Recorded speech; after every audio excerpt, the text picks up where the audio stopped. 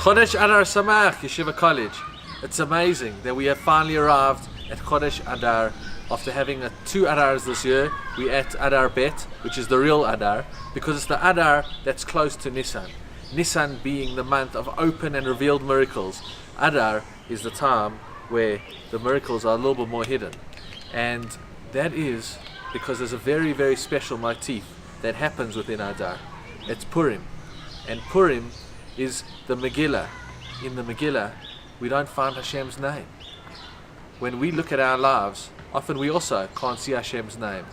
To look around and see what's going on in the world and see different elements here and different experiences there, sometimes we raise our hands and we say, where is Hashem?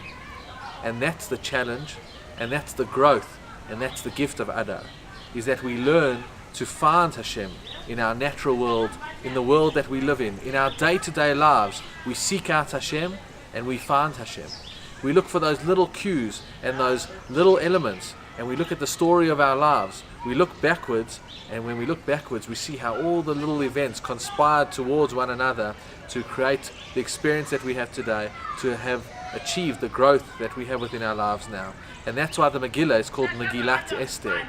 If you look at the specific words, you can also read it as Megillat Hester. Not just the scroll of Esther, but rather the revealing of the hidden. And that's something that's so special about us. When we live in this world, yes, Hashem gives us free choice and therefore He hides Himself. But if we seek Him out, we will surely find Him. And that's what Adar is all about. When it comes to the miracles of Purim, we find Hashem in our regular lives. And that's why the sages tell us that while all the books will become redundant, all the different books of the Tanakh will become redundant, the Megillah will stay forever.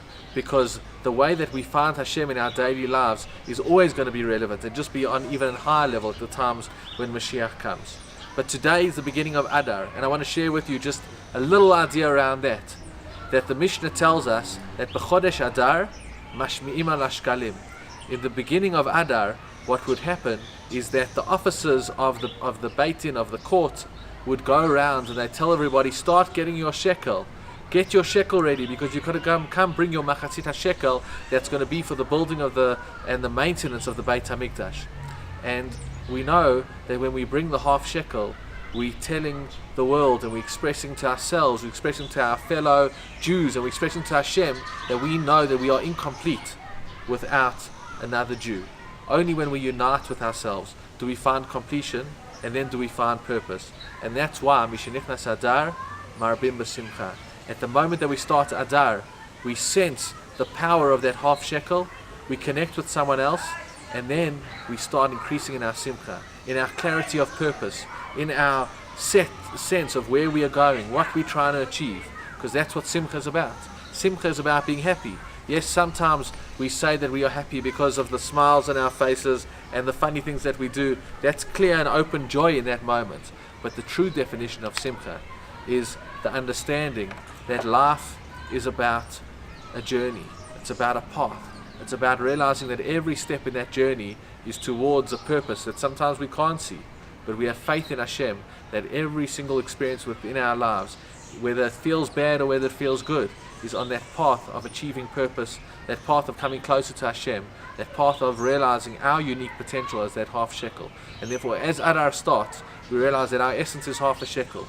We unite with one another. We realize what our purpose is. We see Hashem within the hidden space within our lives, and we see Him within nature, and then we are filled with simcha. We're filled with a sophisticated and deep joy that life has purpose. Every day has meaning. Every moment brings us closer towards achieving our ultimate goal. But within that moment, we can find Hashem, we can find that simcha, we can find our connection with one another. At Yeshiva College, Chodesh Adar is somewhat of a national holiday, and we found very amazing and creative ways to celebrate it. But Chodesh Adar over here speaks to who we are. It speaks to the unity of our community, of our connection with our peers, of the older peers looking after younger peers. It speaks to a clarity of purpose that we have because the Torah put us in this world, Hashem put us in this world to live according to the Torah. Everything we do has meaning, and therefore it is with so much joy and absolute increasing simcha that I wish you Chodesh Tov. Welcome to Chodesh Adar at Yeshiva College. It's the best month. This is the best place. and please God, we'll have a wonderful, wonderful month, an awesome Purim, and just go mile from going from Adar, moving upwards, Ma'ariv B'Simcha, all the way into Nisan, where we can then experience the open miracles of Pesach. Chodesh Tov.